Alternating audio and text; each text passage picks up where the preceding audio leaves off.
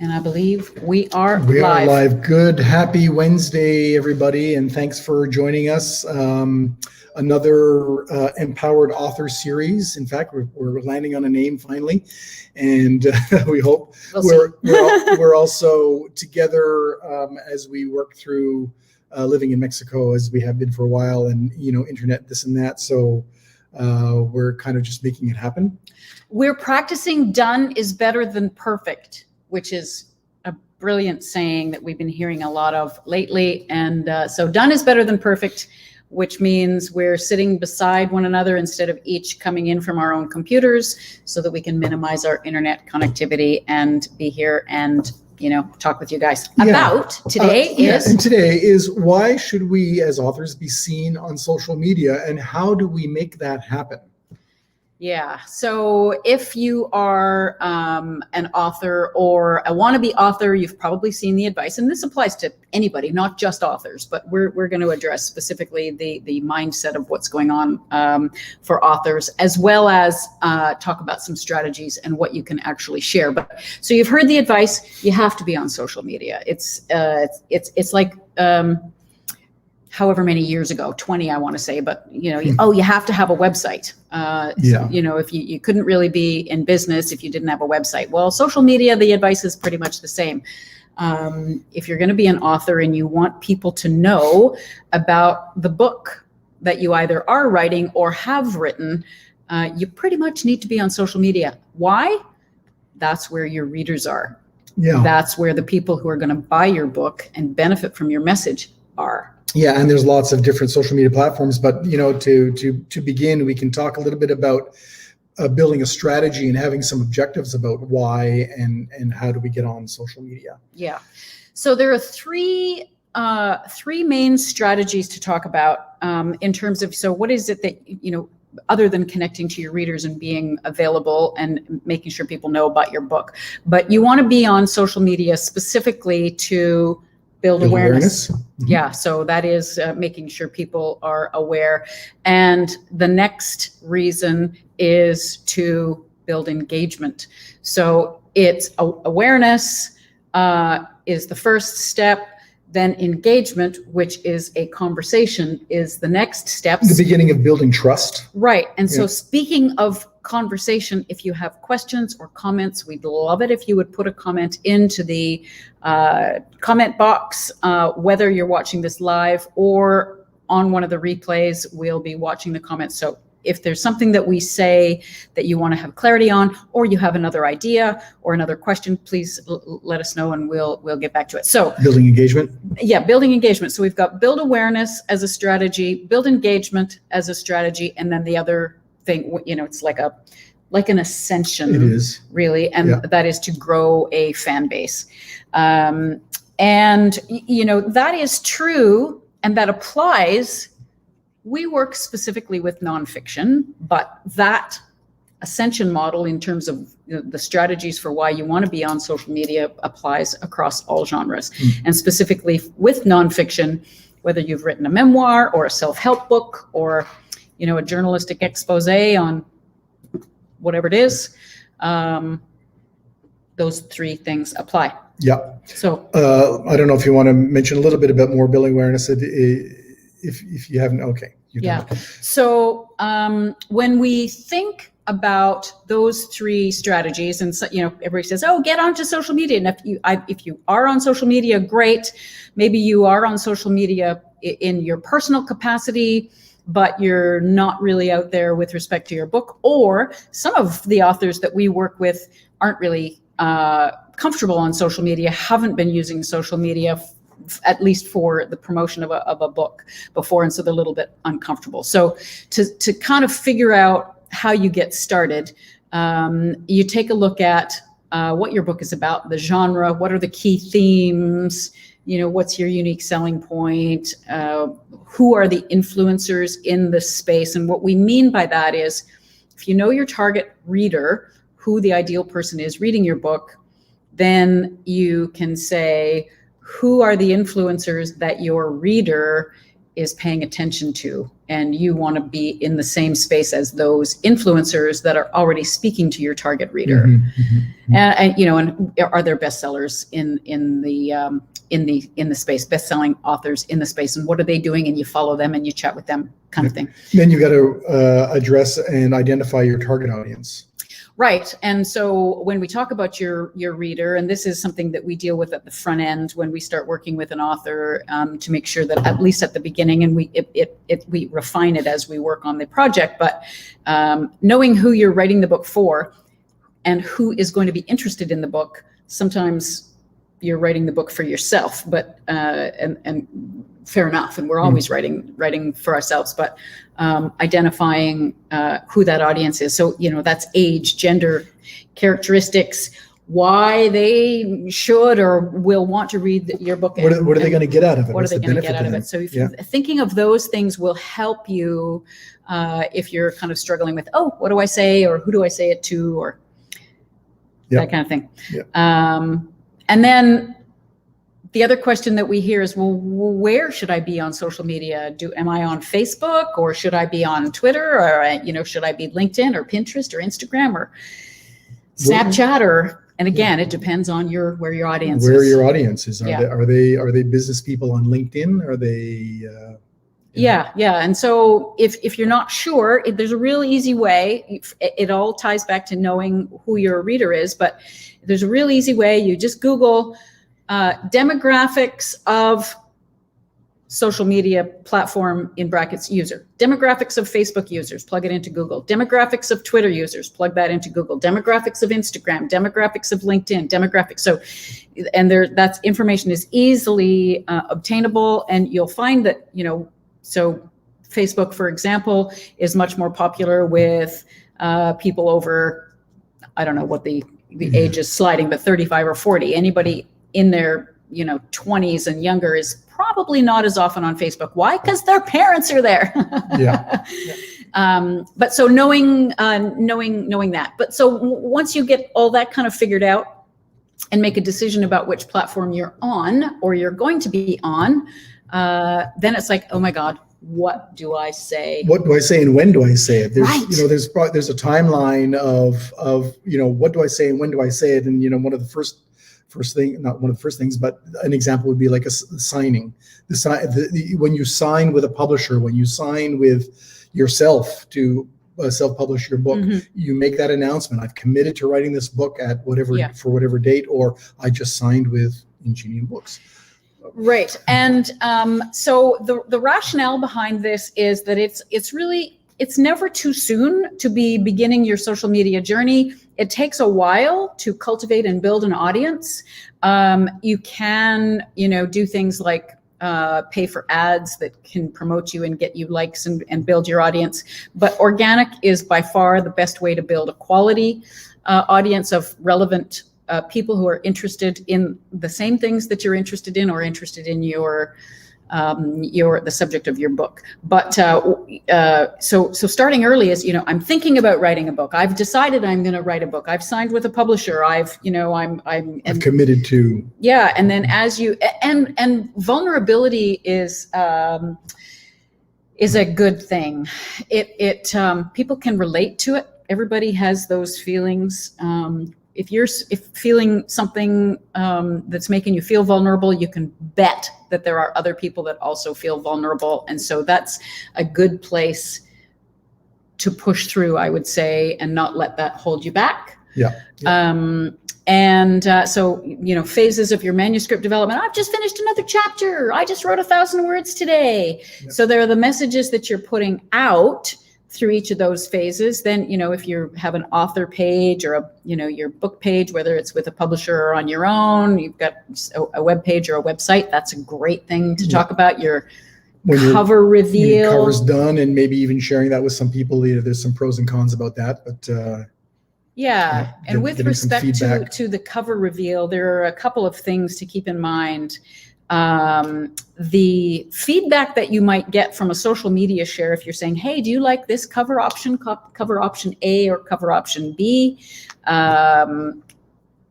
You can get feedback that is that you might think is actually helping you decide what your book cover is, which is possible, but you want to remember that these are not people that understand the publishing space, and they may not be exactly your target reader, and so they might say, I hate yellow, but if you're, maybe your target reader, their favorite color is yellow. And so you have to take the feedback that you get in any kind of a social media share experience around your final cover design, unless it is a Facebook group of published authors. The feedback that you would get in that space will be more likely to drive your decision about choice than a more broad feedback exercise. And the exercise is designed to engage. Yeah. If that makes sense. Another maybe next in line, which is super, super important. And it's not only social media messaging that this is important for, but also a part of your overall book marketing campaign is reviews and reaching out to getting reviews and reviewers to look at your book, read your book, and give you some reviews so that they can get onto Amazon and everywhere else. Yeah.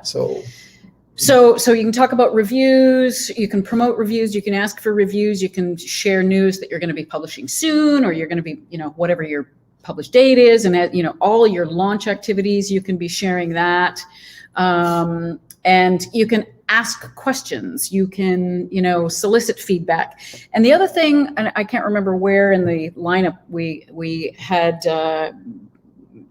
thought to talk about this, but so those are the things that you can push out in terms of what can you share. But there are a couple of other important things, and that is to engage in conversation with other people. So look for posts, do the search for the hashtag or the keywords, and look for posts that are kind of in your relevant space. Make sure that you are commenting and liking and engaging with other people. If people see you engaging, they're going to say, oh, I'm going to pay attention to what that author is saying. So, and it's helping other people. So the engagement part, you can also curate other people's content and share it to your audiences. What do we mean by curate? We mean if you see somebody has written a post, and we had this example the other day with one of our followers. We follow them, they follow us on our Twitter account, and she said something, and I don't remember the exact details, but she said, hey, I just did this survey, and X% of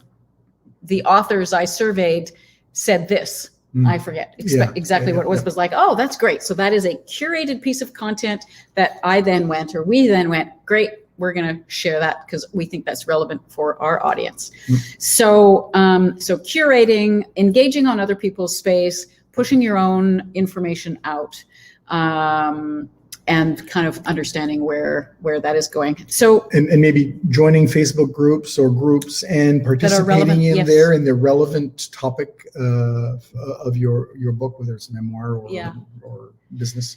And then when you're looking at the other, in terms of the social platforms, and there's a fair bit of this to consider as you're crafting and engaging and creating your content, but there are different kind of conversational tones that work for different platforms. When you're doing your research about the demographics, pay attention to what, and as you're looking and engaging with other people on those platforms, just pay attention to what the conversational tone is. And, Twitter is a little chatty and conversational. Facebook is warm and engaging, for example. So look at that. And obviously LinkedIn is professional. Instagram and Pinterest are very heavily image driven. But this kind of speaks to a larger perspective, which is that we mentioned daring to be vulnerable earlier. And so there's a little bit of tension where mainly in social media, it's almost like you want to be vulnerable and authentic and vulnerable as you would be sitting with a friend in your living room.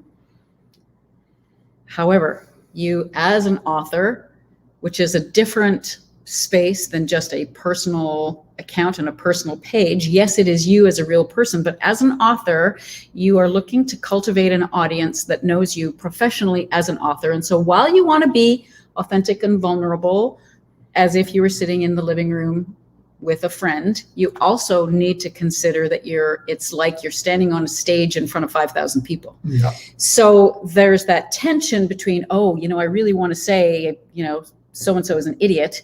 But that, and maybe if that's your author persona, that's one thing, but to be really cognizant that what you're saying and how you're saying it has implications for how the audience that you're trying to build sees you. Yeah, and a couple of other examples, or some prime examples, might be your political views or your religious views, and how readily you might be voicing them in your living room scenario versus how readily you would be voicing them in front of 5,000 people. And is that how you want to be perceived by your audience? And if it is, great. Yeah. It's almost like identifying what you're a brand, it's a business. We're all in business, and you as an author are in business. Here's your brand. What does your brand say you should be doing, or you should be saying? Yeah. And just keeping that in the back of your mind and trying to stay on.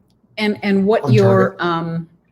The religion and the politics, those are great examples of areas in Canada. We're Canadian, but we work with authors all over the world, really, including North America. And in the US, everybody knows that politics is highly, highly polarized, and religion is much more open. In the Canadian society, it's much more, we're not much more, but it's very secular. So it's not as normal to have someone publicly sharing, unless it is in a specific group or private space on social media, about their religious views. In the US, it's different. And so you just need to be aware of that. And if you've written a book where that your audience, let's take the political side, and we're coming up to a US election, I'm sure they exist, but I've never met an American citizen who wasn't either on one side or the other firmly. Like, there is no middle ground. Yeah. And so, what is the book that you've written? Who is knowing your audience and maybe knowing what their political views are will help drive, if you do want to make political commentary, how is that going to land on your audience? So it's not, don't do it. It's just, do it with a conscious heart kind of thing. Yeah. Cool. What else? Well, that's almost all that we have for the social media as a structured, talk. I just mentioned, and it's kind of a reminder, nothing to do with social media right now, but I just mentioned, when you're thinking about what you say and how you say it, you think of you as a brand or a business. I wanted to kind of underline the fact that when you're an author, self-publishing, or even in with a hybrid publisher, you are running a business, and like it or not, you're an entrepreneur in that realm. And so the more you learn about this kind of thing, the marketing, the business practices, and get excited about them, I think the better off you're going to be, and the better off your book is going to sell, and the more you'll be better poised for writing, more books and selling more books. Yeah. And back to social media, I would say most people are familiar with the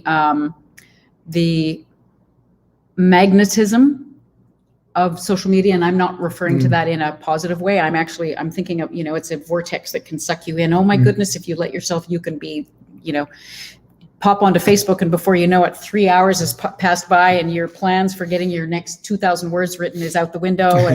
And so it does have that pull. That's the magnetic that I'm talking about. So there is, it's a struggle for everybody. We need to be there, but we can't be there all the time, and we can't be there only because we have other things that we have to attend to. So there are tools.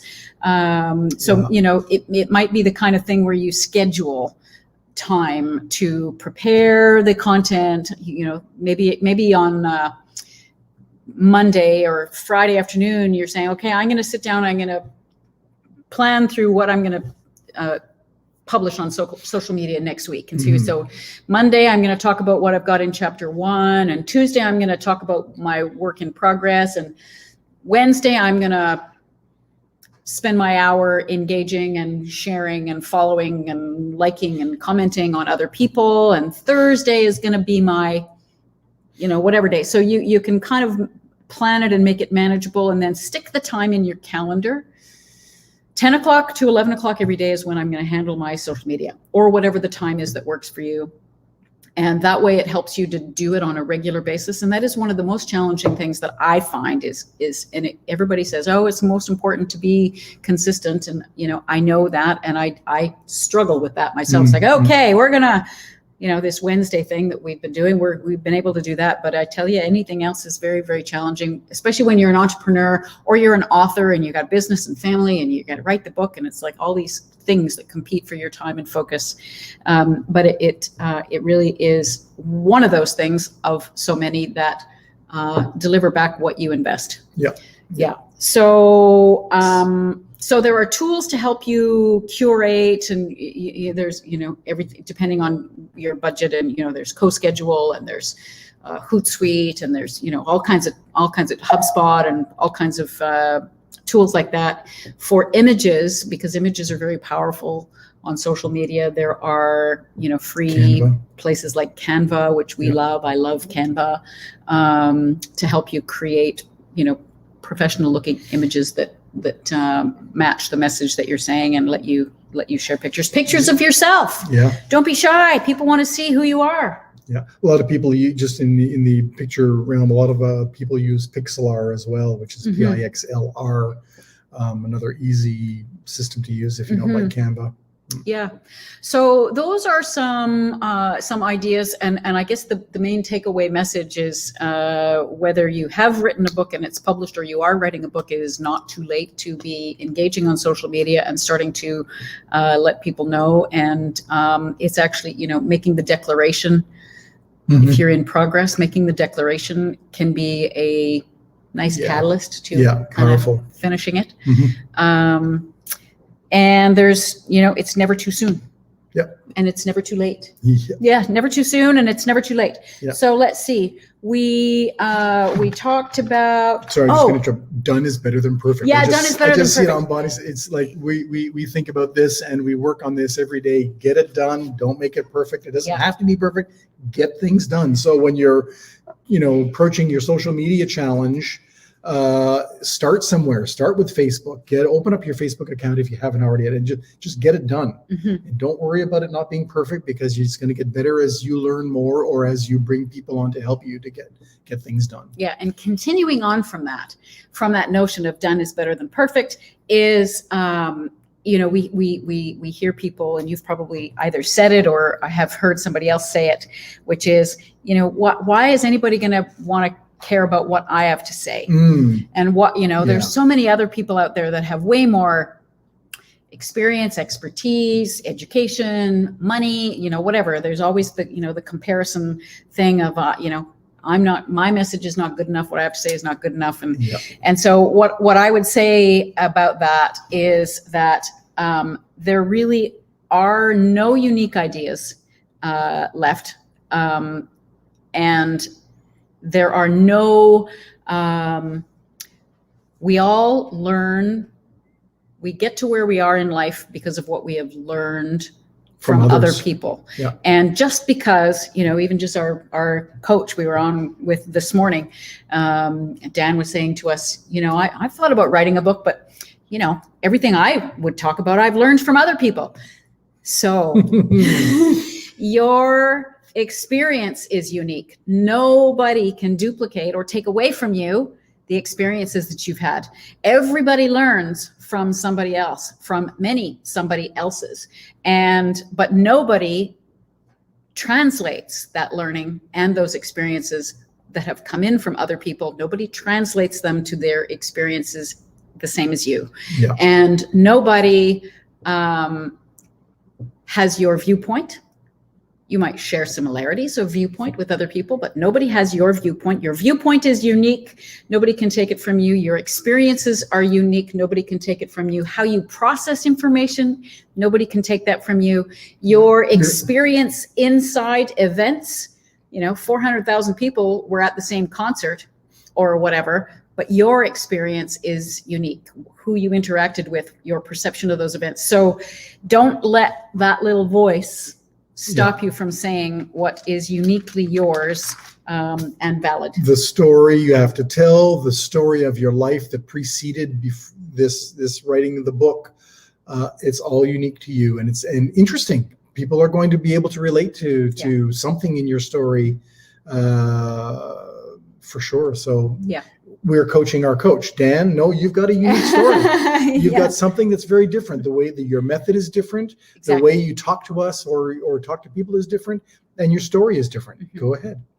Yeah. So I think that's that on the social media front. And, maybe next week it'll be time for us to do another update on what's happening behind the scenes at Ingenium Books. Empowered Author Series. We're going to be starting a podcast, as we mentioned, I think once or twice very, very soon.